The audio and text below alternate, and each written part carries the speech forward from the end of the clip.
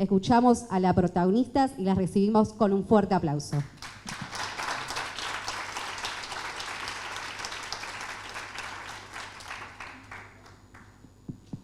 ¿Listo? Hola, hola, hola, ¿qué tal? ¿Cómo les va? No me digan que tienen calor porque acá está muy bien, ¿eh?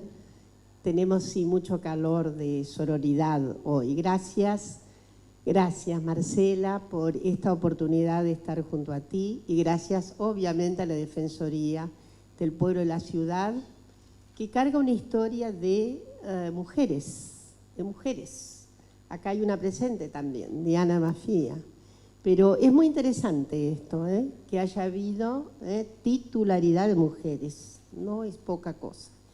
Bueno, vamos a las cuestiones. Nos pusimos de acuerdo con Marcela, ella me pidió que yo le hablara con intimidad, porque así escucha bien.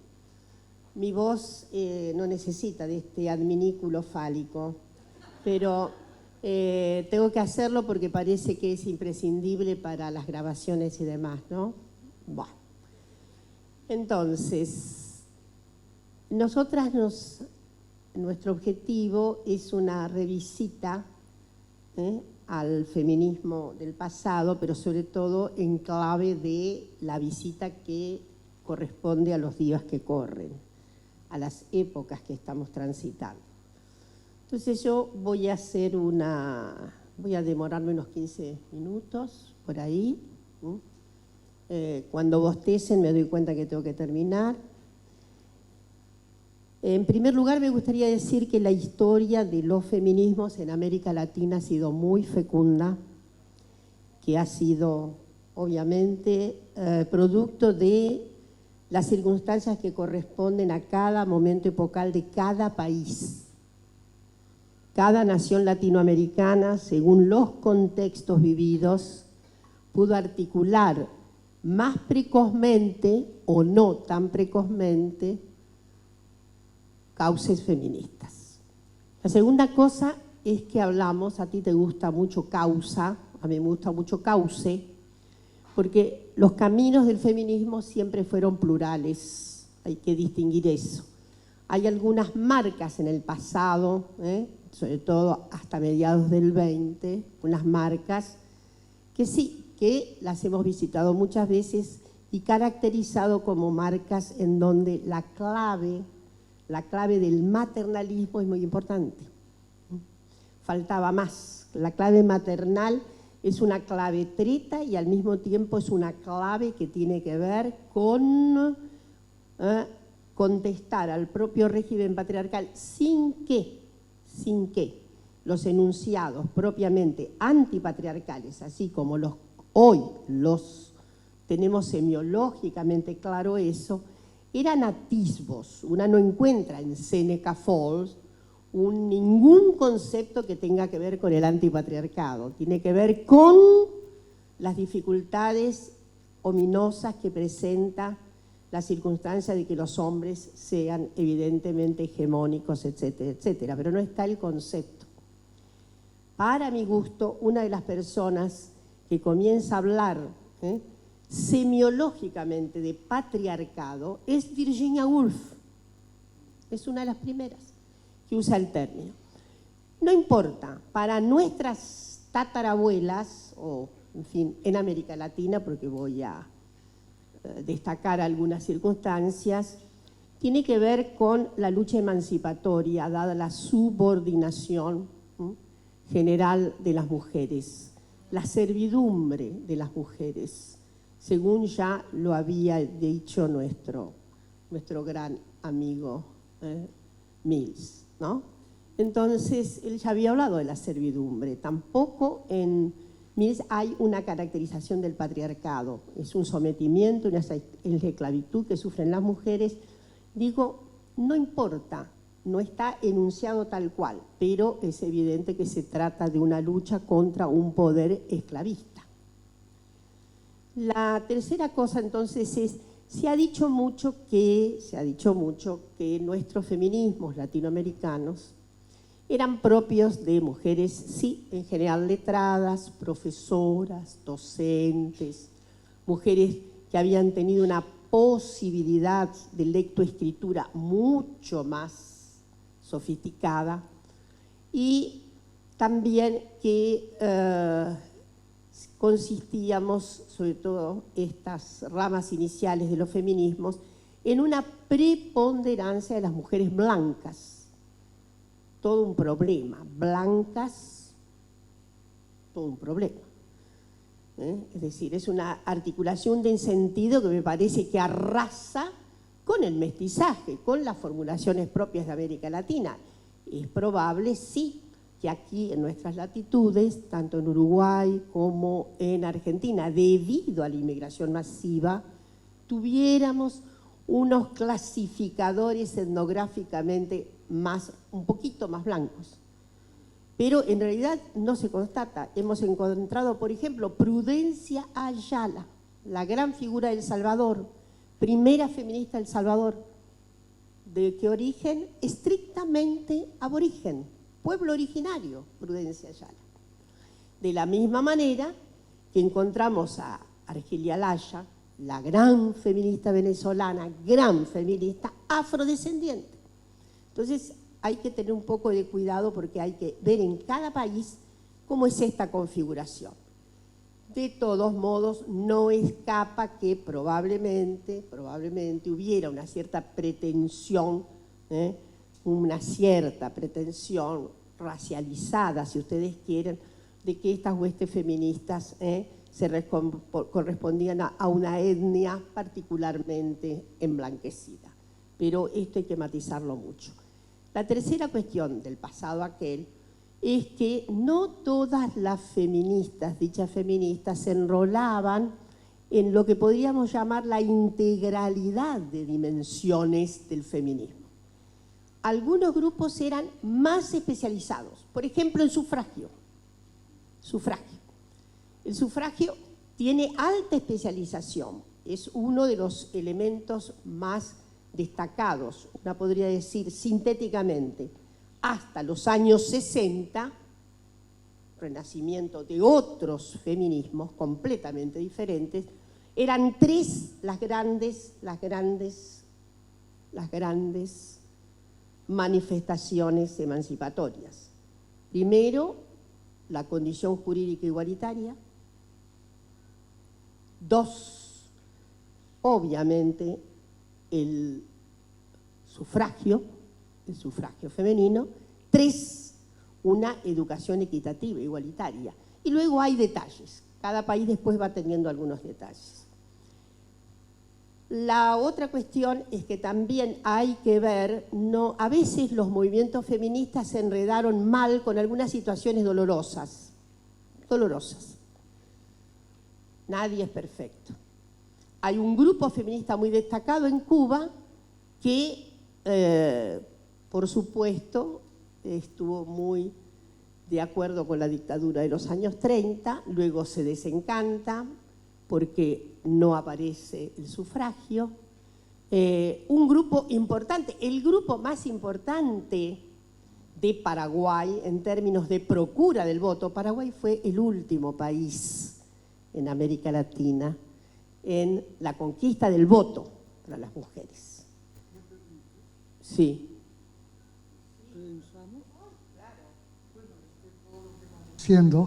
Yo voy escuchando la historia latinoamericana de México que corresponde con lo que nos estás contando. Entonces, ¿me das permiso?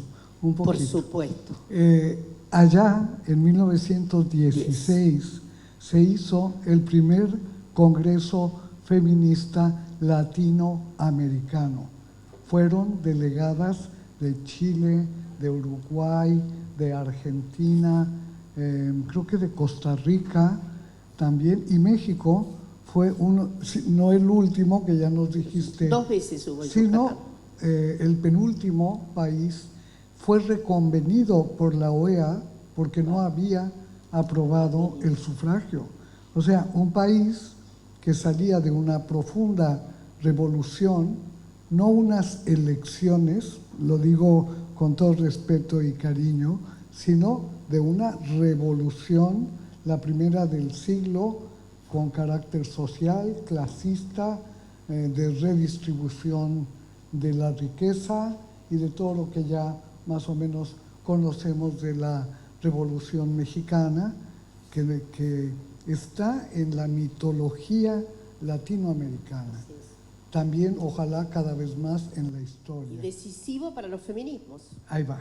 Porque Entonces, la Revolución Mexicana es una fuente extraordinaria de, digamos, de reverberos feministas. de revolucionarias feministas que se llamaban a sí mismas revolucionarias por feministas, y muchas de ellas efectivamente tenían otro color de la piel, no eran negras, no eran café oscuro, cuando mucho tostadito piñón, o sea, la raza como ese concepto de pigmento que coloca y distribuye a la gente en el oprobio, esa raza contenía.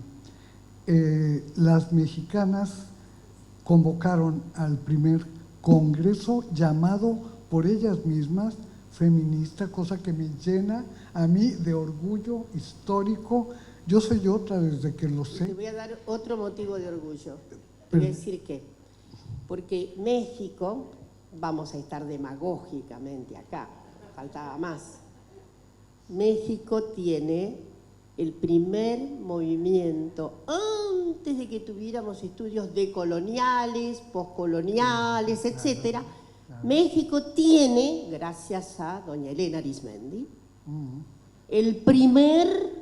la primera Liga Iberoamericana de Mujeres, que era contendiente clarísima de nuestras norteamericanas que se juntaron en Baltimore en 1922, porque doña Elena reacciona con lo que entonces se llamaba el ímpetu de la raza, ¿no? Bueno, no vamos a entrar en los detalles de la vida de Elena, que era una figura de todas maneras notable, vivía en Nueva York, o no entramos en detalles. Elena se va, es una figura, hago una reducción enorme de lo que es Elena, pero es una figura que se va, ella era la amante de José Vasconcelos. Y en la época, y ni se mosqueó, ella no se mosqueó, hasta que en realidad se va porque se pelea con él, no por el qué dirán, porque don José jamás se iba a separar de su mujer. Muy a la francesa te diré eso, perdón, si hay franceses acá, que me disculpen. Pero bueno, yo quiero, hay retomas también. Simplemente decir que esto es muy interesante. La Liga Iberoamericana tuvo algunos años, la tuvo a Paulina Luisi, tenían las españolas, después se deshace, pero es muy interesante lo que tú dices de Yucatán, que fueron 2 congresos. Espera, ahora entro. Sí. Para no dejar suelto un argumento importante, las marcadas por su color de piel, su raza, su estamento social, su nombre, su estirpe, todos esos componentes del poder de nacimiento que son vigentes en América Latina hasta ahora, eso no ha desaparecido, ese mundo no ha desaparecido y se reproduce a través de relaciones entre mujeres y hombres, muchas veces de amor, pero que son pactos familiares, y lo vemos en las familias más importantes actuales en cuanto al acopio de dinero, son así. Las que hicieron el Congreso Feminista fueron convencidas feministas, no le pusieron femenil, como luego algunas del partido dominante le llamaban, porque ellas no eran feministas, eran femeniles, porque no estaban en contra del hombre, ni querían hacerle cosas horribles y todo eso que se decía. Pero las que fueron a Yucatán eran mestizas, de clase alta, en una sociedad estamental, vestidas de blanco y flores, con zapatos de punta. Eran mujeres delicadas, inteligentes, educadas, hablaban varios idiomas, hicieron lectura y media, eran mujeres que no encontraremos más en la historia porque afortunadamente se ha democratizado el acceso a la educación y todo eso. Segunda cosa, ellas tuvieron una agenda, y esto lo digo por todas. Tenemos en los momentos así del feminismo, cuando sube, tenemos que... Ay, me distraje, perdona, es que venía alguien para acá, pero ya se fue, no te preocupes. No sabía si se iba Conan. a dirigir a mí. El tema es que ellas pidieron que al Congreso solo pudieran acceder mujeres que supieran leer y escribir. Y ese es un debate histórico, porque solo pueden asistir al Congreso y sus trabajos aquellas que sepan leer y escribir en un país post-revolucionario, en la miseria, sin sistema de educación, estaba todo destruido, el viejo orden fue destruido y estas mujeres emergieron de allí. Justo en medio de la lucha armada se están distrayendo con el feminismo y lo hacen unos discursos para explicar por qué el nuevo orden tiene que tomar en cuenta el acceso de las mujeres a la educación, tomar en cuenta que los hombres no golpearan a las mujeres, no fuesen alcohólicos. Era un problema del Estado el alcoholismo de los hombres, cosa que luego salió de la agenda. Ya ni se habla de eso más que en situaciones muy puntuales. Y otra cosa, además de ser alfabetas, pues tenían que saber leer y escribir y debatir. Ahí están publicados ya los debates y son un lujo de argumentación, de explicación, de convencimiento impresionante. Y al final hacen una evaluación. Y su evaluación es que se equivocaron en dos cosas. Es que eso a mí me asombra. Nos equivocamos en el sufragio porque no insistimos en el sufragio y perdimos la ocasión de construir el derecho al sufragio. Y ese congreso, el primer congreso feminista que viene de la tradición de Wollstonecraft y de todas ellas, no incluye el sufragio, convencidas por la Iglesia de que serían mujeres conservadoras por ignorantes, católicas, plegadas a los designios religiosos. Entonces ellas se arrepienten en público y dicen, bueno, para el próximo congreso ponemos el sufragio. O sea, el futuro siempre es el espacio de la utopía, ¿no? Y ellas construyen la utopía sobre un sufragio que despreciaron en sus inicios. Eso nos pasa muchas veces en los procesos en que participamos, no le damos importancia a unas cosas, a otras sí. A veces es difícil. Ahí solamente, porque después vamos al presente, ¿no? Espera, termino. Bueno. Termino. Ya tú todo. No, una cosa. Ahí hubo un debate fuerte, tú te acordarás. Galindo llevó una ponencia estridente desde el punto de vista de la libertad sexual. Eso es lo que te iba yo a contar, pero te lo sabes muy bien. Te lo sabes magnífico. Muchas gracias. Sí. No, ahí se armó, porque, perdón, fue un congreso agitadísimo, Sí. muy agitado. Y entonces también hay que contar esto, porque es cierto, ellas se arrepienten mucho. Y además había una confianza, como luego la Constitución es 1917, Sí. que ahí va y resulta que no pasa nada, y no pasa que va a haber, y qué tremendo. Ahora sí te toca a ti contar qué le pasó a nuestro glorioso, gran figura presidencial que promete y que se sanciona el voto y nunca lo promulga. Fue el presidente Lázaro Cárdenas que estaba figurando al estilo mexicano, lideraba desde afuera al movimiento feminista y se puso de acuerdo con ellas para que le fueran a pedir que gestionara el voto. Y el presidente lo llevó al Congreso, el Congreso lo mandó a comisiones y no le hizo el menor caso.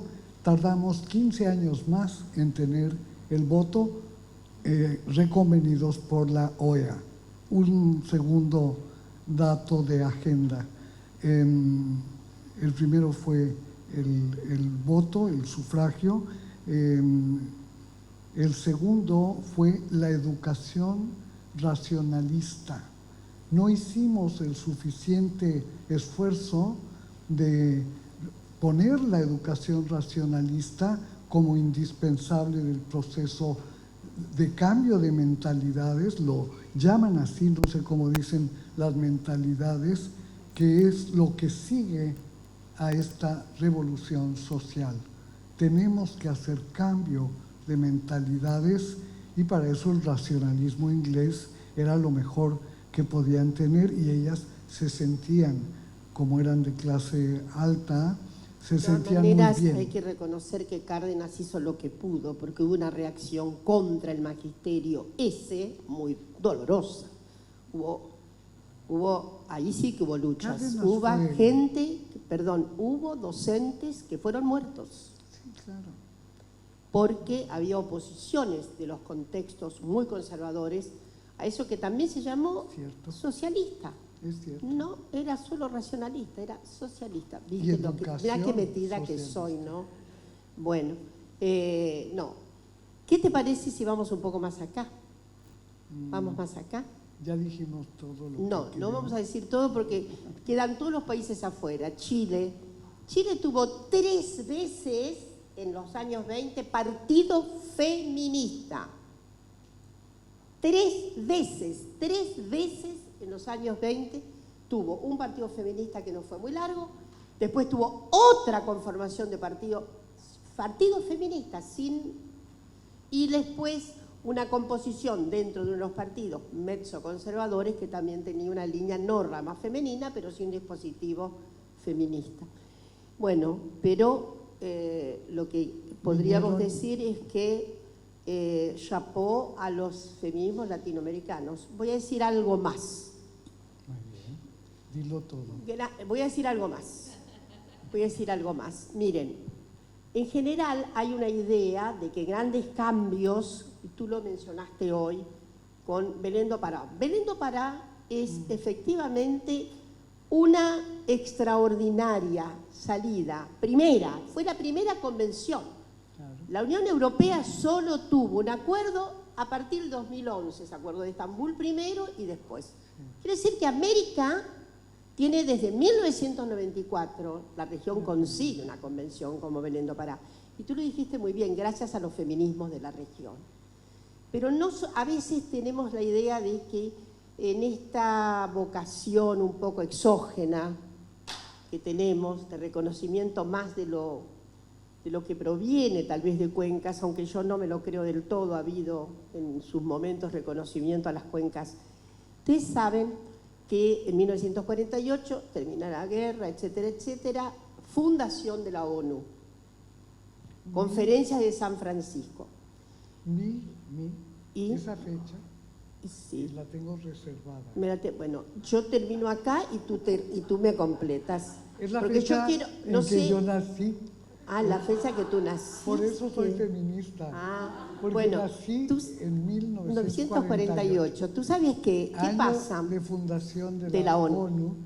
Conferencia de San Humanos. Francisco y las representaciones de América Latina. Se ingresa obviamente a la notación fundamental del nacimiento de Naciones Unidas. Obviamente va a ser la Proclamación de los Derechos Humanos, etcétera, etcétera. Pero ustedes saben que por mucho tiempo La recomendación que va a vertebrar Naciones Unidas acerca de la obligación de admitir la representación de mujeres, se pensó que era una iniciativa de doña Eleanor Roosevelt. Y por mucho tiempo quedó el mito, Roosevelt fue la que consagró esto, la posibilidad representacional de las mujeres en Naciones Unidas. Pues les quiero decir que tres jóvenes hace cosa de 4 o 5 años, un poquito más tal vez, hicieron un trabajo maravilloso. Son 3 jóvenes en Inglaterra y descubrieron que son las tres latinoamericanas, las 3 latinoamericanas las que consiguen esa. Era no Eleanor Roosevelt. Es más, inclusive hay un cabildeo fuerte con la representación norteamericana. Y las 3 son Berta Lutz, de Brasil, Minerva Bernardino, de Dominicana, y Isabel Vidal, de Uruguay. ¿Qué les parece? Es notable, ¿no? Son latinoamericanas las que pusieron esa condición. Eso es muy importante que lo sepamos. Lo tengo registrado y dice en la publicación, dice 3 latinoamericanas y 2 chinas. Y yo me fui en la lectura por el sentimiento de discriminación. No tienen nombre, son latinoamericanas y chinas. La que les guió con su luz fue Eleonora Roosevelt, que era, obviamente, tallaba muy fuerte, etcétera, y su representación, digo su representación porque la representación de las mujeres allí tenía mucho que ver con ella. seguro. Bueno, y ahora nos vamos al presente, Sí, te incito. Pero, espera, es que yo quería decir algo. El algo que quería decir tiene que ver con… Micrófono. Que al Encuentro Feminista de México vinieron las latinoamericanas y citaron al siguiente congreso el mismo año y lo llamaron latinoamericano ya directamente. Es importante porque no solo es una identidad, es una toma de posición política en el momento que protagonicen el hecho nominativo, o sea, que estén allí las latinoamericanas, que tendríamos que averiguar muy bien y que tienen mucho peso en México, en América Latina toda. Ahora, el voto, el sufragio, apareció graciosamente aprobándolo un presidente que no tenía nada que ver, que era, creo que le gustaba jugar las cartas, era algo así, ¿no? Pero ya le tocó aprobar. Y entonces, en vez de decir que se aprobó el derecho al voto, al sufragio, lo que decía es: el señor presidente don Perengano de tal concedió el voto a las mujeres. O sea, el cambio político de la historia en México es de todos los días, ¿no?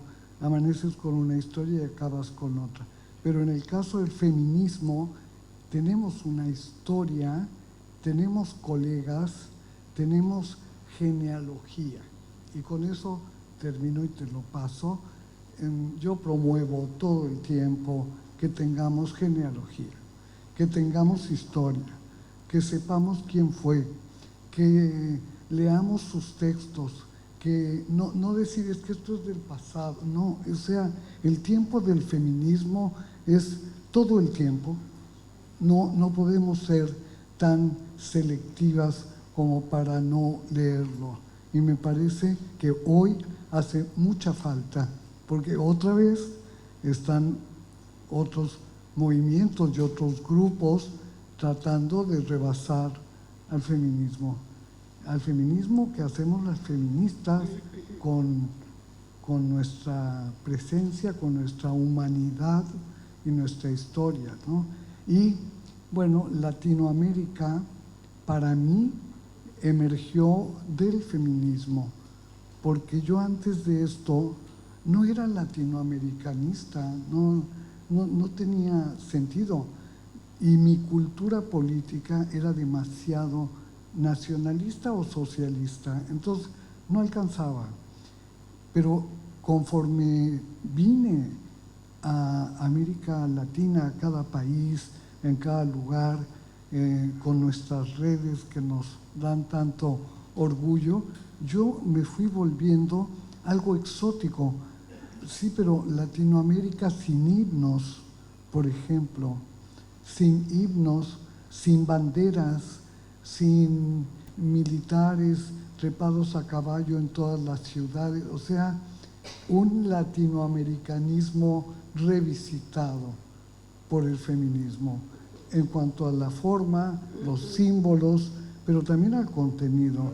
Y a eso ha habido una enorme contribución. Todos los encuentros feministas latinoamericanos han sido un aporte al feminismo global. Eso creo que no está en duda.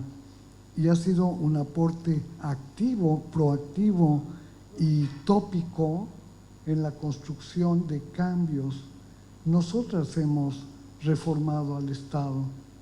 El Estado ya está reformado por nosotras, las de hace un siglo o las del que está en curso. Son reformas parciales, desgajadas a veces, las que hemos podido hacer al calor tanto de avances como de tragedias. La tragedia del feminicidio para México y para el mundo entero es terrible y es lo que nos ha hecho actuar, pensar, aliarnos, asociarnos, buscar otro enfoque, entender qué pasa. Me parece que nos hemos movilizado latinoamericamente, aunque, como lo digo con extrañeza siempre, acá en Argentina sea ni una menos y en México sea ni una más. En cada uno de esos sitios cabalmente dicho. O sea, cuando estuve en la plaza con las de Ni Una Menos, entendí qué era eso. Y cuando he estado en Juárez, con las madres, con los ataúdes o con lo que sea, he entendido Ni Una Más. Pero bueno, dos versiones de una intencionalidad, de una política compartida de acuerdo al proceso de cada red, de cada grupo, de cada una, porque el feminismo es bastante autónomo, me parece a mí, cosa que celebro siempre. Esa autonomía nos ha permitido a veces autoridad ética y política, ¿no? Y hasta ahí lo dejo con esas feministas chinas y latinoamericanas. Las tres latinoamericanas. Las chinas estaban casi de visita, diré, porque en realidad eran muy pocos los países representados en 1948, muy pocos. Imagínense que todos los que habían participado del eje no estaban, no habían sido invitados. Pero retomamos esto que tú dices. Vamos a dar por bien sabido el ciclo extraordinario, el salto cuántico producido desde mediados del 60. ¿no? Es un ciclo extraordinario de cambios, de convulsiones, en donde hay una interpelación, porque hay que pensar en la convulsión de mediados de los 60, ¿no? La guerra de Vietnam, los procesos de descolonización, las revoluciones, incluida la revolución cubana, las manifestaciones antirracistas en Estados Unidos, con formaciones inclusive algunas muy de alta radicalidad, la muerte de Luther King, ¿no? El reverbero que vivimos la gente de mi edad, en donde nuestra militancia era tan enérgica y tan de transformación radical que no cabía algo que estaba existiendo ya de manera tan extraordinaria, que venía obviamente propiciado por, sí, efectivamente, nuestro contexto internacional, ¿no? La modificación extraordinaria en todos los sentidos que produce el feminismo es la eclosión que significó el feminismo en nuestras vidas. Las que fuimos a parar al exilio, lo adquirimos en el exilio. Esto es así. Porque también hay una diferencia, ¿no? Nuestras latitudes sur estaban todas llenas de brutales golpes militares. Y México tenía la suerte de no tener ninguna tragedia como la nuestra, y la absorción y la dinámica de transferencia, ida y vuelta con Estados Unidos fue notable para una, yo diría, radicación muy temprana también en Estados Unidos de los nuevos motivos del feminismo, dentro de los cuales instalación fuerte del significante violencia, significante que no había aparecido en nuestras abuelas, ni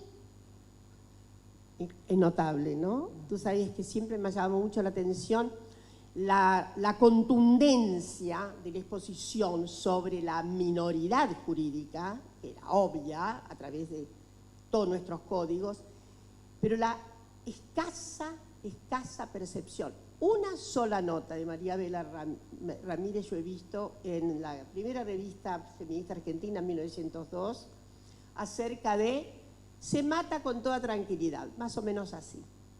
Pero no había una impugnación de, acá está Alicia que sabe muy bien, y otras distinguidas abogadas, notables, queridas compañeras, saben que hasta 1921-1922 el Estado argentino legitimaba el feminicidio, porque era eximiente.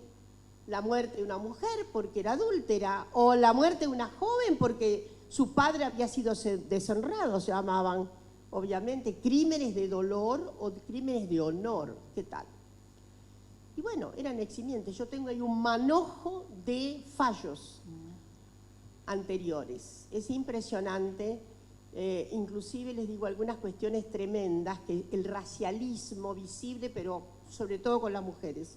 Un caso de un juez 1900 en Chaco. Se trata de una pareja indígena. Él la mata y a él lo deja, por supuesto, feliz y contento. A él lo tratan, no me acuerdo bien si de don Joaquín, y a ella la china no sé cuánto. El juez dice eso, no el diario de la zona. Pero entonces vamos al presente. Estamos ahora en una circunstancia inédita. Primero, porque los feminismos han fecundado y se han desarrollado de manera extraordinaria en nuestros países y han derramado, ya no hay más gueto feminista. Qué suerte, no hay más ninguna hegemonía. A ver, ¿quién puede hegemonizar al feminismo? Nadie. Nadie. Entonces, no hay más gueto feminista. Esto es extraordinario. Yo puedo acordarme, y tú también te acordarás, los años 80 y 90, había gueto feminista, había feministómetro, como dijo Laurita Mazzón. Se medía el Pedrigue feminista. Ahora, felizmente, nada de eso ocurre. Hay una diáspora extraordinaria y hay una plurisemiótica. Esto es extraordinario, ¿no? Entonces, pero estamos...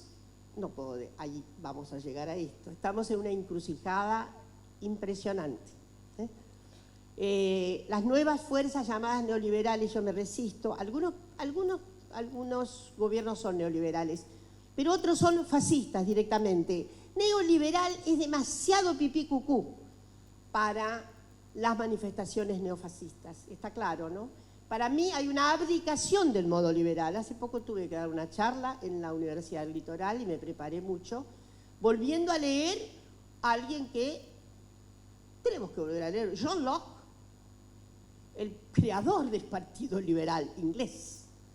Yo creo que se moriría John Locke si veo a estas figuras abdicantes de las fórmulas liberales. Ojalá tuviéramos un modo liberal. Podríamos discutir. Acá lo único liberal que se tiene es la sacramentación del mercado. El resto, imagínate, Marcela, yo no sé si sabes, que quien asumirá la presidencia decía que se podía vender niños. ¿Por qué no? Se pueden vender los órganos, etcétera. En suma, yo creo que lo que pasa además es una situación planetaria, ¿no? Yo traje algo de... Tenemos algunas figuras tremendas. Va a haber un aquelarre en la Argentina, les aviso por las dudas. El día 10 de diciembre tenemos un aquelarre. A que no saben quiénes nos van a visitar. ¿Sabían? Viene Trump, viene Bolsonaro, seguramente Abascal de Vox, seguramente, estoy segurísima, casi segura, viene nada menos que don Víctor, el hiper antifeminista húngaro. Y probablemente la inviten a Giorgia Meloni, ¿cómo no va a estar?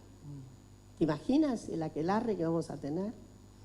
En suma, yo voy a leer lo que dice Vox, Abascal. Siempre digo lo mismo, si tienen alguna noche de insomnio, véanse los 100 puntos de Vox en España. Pero voy a leer algo de lo que dicen de esos 100 puntos referidos a vida y familia, a ver si les parece que tiene algún aire de familia acá. Es la nota 70, el punto 70. Derogación de la ley de violencia de género. Derogación. Dice Vox. Está en el programa Vox de España. España, por las dudas. Sepan ustedes que casi se hace con el gobierno, porque si Sánchez no hubiera conseguido la coalición esta, seguramente teníamos... Pero la consiguió. La consiguió. Derogación de la ley de violencia de género y de toda norma que discrimine a un sexo de otro. Claro. Está preocupadísimo. En su lugar, promulgar una ley de violencia intrafamiliar que proteja por igual a ancianos, hombres, mujeres y niños. Ay. Supresión de organismos feministas radicales subvencionados. Persecución, escuchen, persecución efectiva de denuncias falsas. Qué bueno. Esto lleva a significar que cualquier denuncia femenina puede ser tomada como un fraude y por lo tanto marche preso ella. No quiero saber las violencias, sobre todo brutales, en la infancia. Protección del menor en los procesos de divorcio. 71, creación de un Ministerio de Familia. Promulgación de una ley orgánica de protección de la familia natural. ¿Entendiste bien, Marcela? Que la reconozca como institución anterior al Estado. Buscaremos la todavía lejana convergencia con la media europea en cuanto a prestaciones familiares. A no sucumbir, porque yo lo que quiero decirles es que esto es una aplicación, obviamente liberal, pero no es un modo liberal. Esto no me digan, esto no tiene nada que ver, tiene que ver con... Don Víctor Orbán, el señor que está invitado especialmente, es la primera vez que esto ocurre en nuestro país, les digo. A mí siempre me ha llamado la atención que Víctor Orbán no sea tan denostado por la Unión Europea. Forma parte. Saben que hace unos años... Él ha conseguido muchos votos. Orbán se elige con votos y votos muy, muy sustantivos. Al principio le iba mal, pero después organizó su partido que se llama FITZ, que es una sigla que no la puedo reproducir, FITZ. Y resulta que don Víctor Orbán ha hecho una renovación de la Constitución húngara que elimina todos nuestros derechos, salvo el derecho al sufragio. ¿El derecho a qué? Al sufragio, el único derecho que a preservar. Yo creo que estamos en una situación de calamidad planetaria, porque por primera vez estamos frente a un fenómeno muy novedoso, Marcela, no sé qué opinas tú. Miren, es la primera, antes teníamos fuerzas reaccionarias capilarmente antifeministas, capilarmente, gente que era antifeminista. Teníamos capilarmente, bueno, tal vez como imaginario social más extendido, homofobia, lesbofobia, transfobia, ni les digo. Pero eran circunstancias individuales. La novedad es que las extremas derechas han hecho programas. Esta es la novedad. Antes no encontramos, yo no encuentro un partido conservador en Argentina que diga el partido es antifeminista, contrafeminista. No lo encuentro. Pero ahora es programático y sobre todo vean lo que dice Vox, que es tan programático que Vox lo tiene entre los 100 puntos, como lo tiene Orbán, como lo tiene Giorgia Meloni, etcétera, etcétera. Y creo que estamos en una posibilidad histórica, quién sabe, de reerguir la internacional feminista de muchas maneras, no una sola, las internacionales feministas. Estamos bajo amenaza. Y en este país, sobre todo, Marcela, y ahí te cedo la palabra, sobre todo en el nuestro, es como, sería un masazo y una regresión brutal, porque en estos 20 años hemos conseguido un acceso de derechos notables, ¿no? No solamente para las mujeres, para las disidencias sexogenéricas notables. Tenemos una ley de identidad de género que es notable, que da un estatuto de ciudadanía que es todavía, me parece, un estatuto medio único. Uruguay tiene bastante parecido al nuestro. Y sería una regresión impactante. Y tenemos además la conquista de nuestro derecho al aborto. El 30 de diciembre del 2020 a las 4:14 de la madrugada. Y evidentemente va a haber una intentona clara, fuera las cuestiones más generales, que son obviamente, sí, nos sobrecogen mucho, porque en este país que vivió la feroz dictadura, el terrorismo de Estado, tenemos, habiendo ganado las elecciones, una negacionista que, como alguien dijo acá muy bien, creo que fue Diana, no es negacionismo, es legitimación, es justificación de todo lo que ocurrió. No es negacionismo. Negacionismo es una, yo diría, es una semiología errática. Lo que hacen es justificar y probablemente en el fondo decir, debieron haber sido mucho más. Tuvieron que haber sido mucho más. Entonces, estás de convidada en un momento crucial. Me interesa mucho porque procuro ver en lo que hemos platicado, desde luego no más, verme en su necesidad de muchas cosas y en nosotras en los peligros enormes que estamos viviendo. O sea, en México no está resuelto nada. Allí la izquierda y la derecha se juntaron. Nos quedamos sin opciones, sin partidos posibles, sin voz que defienda todo eso que hemos construido. Y lo hicieron los militantes de los partidos vigentes de izquierda y derecha. En coalición, imagínense eso, y hay que votar entre unos más reaccionarios que otros que se dicen democráticos o socialistas o lo que quieras, pero que no hay opción. Y es como un suicidio político. No tenemos esa opción. A mí me preocupa mucho eso y sigo aquí lo que puedo y entiendo. No tengo conocimientos suficientes, pero en España también.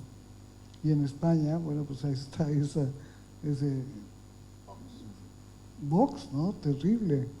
En un pelín estuvieron de perder y hay una reconsideración del feminismo socialista y bueno, el ministerio ya no va a estar en manos de los ex Podemos que bueno, hicieron cosas complicadas, ¿no?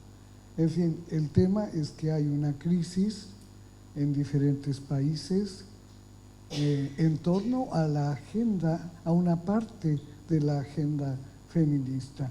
Y como has recorrido muy bien, es diversa y hay varios temas de esa agenda que van a ser parte del debate, parte de la acción política y que no creo que estemos observando con la atención que debiéramos. Por lo menos nosotras tenemos que pensar, ¿verdad, Wendy? tenemos que pensar. En México, por ejemplo, la gente está, una parte, entusiasmada porque por primera vez en la historia hay 2 precandidatas a la República, a la presidencia, una del partido de la izquierda, otra del partido de la derecha. La diversidad étnica la asume la que se revistió, es una, así se dice en antropología, es una etnicidad revestida, no es, digamos, tu etnicidad de pequeña y tal. Esa mujer es una supermillonaria que habla a nombre de los pueblos originarios. Y luego los otros de la izquierda deciden que no, que el feminismo, mejor para qué, que si ya hay igualdad, que si el presidente nos quiere a todos, a mujeres y a hombres, feministas y no feministas. En ese nivel de si nos quiere o no nos quiere, y bueno, como si no hubiera política en medio. Eso a nosotros nos puede hacer mucho daño porque estamos, como ustedes, en pleno reformismo, ganando muchas cosas que hemos trabajado muchos años para incorporar normas, declaraciones de principios, cambios legislativos. Y yo quiero terminar mi intervención en lo que me toca, luego tú sigues, con, por ejemplo, hacemos cosas, pero no le damos seguimiento, no abandonamos la causa y nos volteamos a otro lado. ¿Cómo sucede con el tema de la violencia contra mujeres y niñas, que ha tenido movilización, organizaciones, redes, discurso, investigación, una epistemología, o sea, un montón de insumos, dejada de la mano a ver quién lo lleva adelante cuando es algo ya construido. Eso me preocupa. Inventamos, porque fue una invención muy bonita, una política, un mecanismo para enfrentar la violencia feminicida. Esa la cuento para quienes se interesaron. Es otra categoría que hice para nombrar las violaciones a los derechos humanos reiteradas de las mujeres. Y está contemplada en esa nueva categoría que está en la ley. No anda por ahí en las teorías, está en la ley y ya es ley en México. Y es esa violencia feminicida. Procede a través de procesos de violencia puntuales en el ciclo de vida, unos más, otros menos de género, pero de diversa índole, y contribuye a veces a la muerte violenta de mujeres, al feminicidio. Incluimos en la muerte violenta de mujeres la muerte materna, porque en México, desgraciadamente, hay números terribles, tasas de mortalidad materna en las zonas más pobres de México, que son de las zonas más pobres del mundo. Allí hay mortalidad materna al acudir a las clínicas que no tienen insumos, no tienen médicos, no tienen enfermeras que trabajen allí, no tienen medicamentos. A veces dejan los familiares a la mujer, generalmente niña, embarazada, en las escaleras de la clínica. La familia no sabe qué hacer con ella, la clínica tampoco, y la dejan morir. Y la tiran a veces por ahí. En el baño de la clínica hemos incluido, definiendo esas muertes maternas, definiendo un conjunto de cosas que no entraban en el feminicidio, porque no son el tipo asesinato, homicidio doloso, culposo de mujeres que tienen que ver con otras formas de muerte violenta, como el abandono, como la falta de cuidado, que ya está nombrándose allí como la falta de un sistema nacional de cuidados público-privado, como estamos en todos los países, para poder enfrentar todo eso. O sea, hemos tratado no solamente de definir al feminicidio, sino aprovechar la luz que da el fenómeno para nombrar esas otras muertes que nadie quiere tener responsabilidad sobre eso, ni obligación de resolver el problema, porque la vida de las niñas no vale nada, ¿no?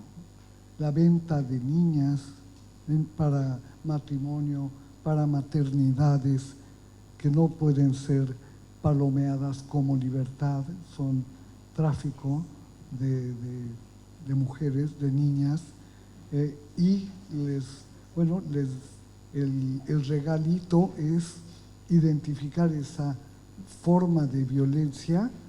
Nosotros la aumentamos a lo que aprendimos en Belém do Pará. Allí lo pusimos en formas de violencia no reconocidas, pero ya ahora sí son reconocidas y por lo tanto identificadas. Creamos una medida de emergencia, que eso puede ser útil en todos los países si nos decidimos a hacer una política latinoamericana desde la base, como quieran, para impulsar medidas de emergencia frente al feminicidio, y que nosotros ya tenemos en México, y ya incluso hay una ley para protegerlas, hay una red de alertistas, porque esta medida de protección se llama alerta de violencia de género. Eso me inspiré en las alertas por tsunami, por terremoto, porque en mi país hay todos los días algo. Aprendí ahí ese apoyo, esa ayuda inmediata puede salvar vidas.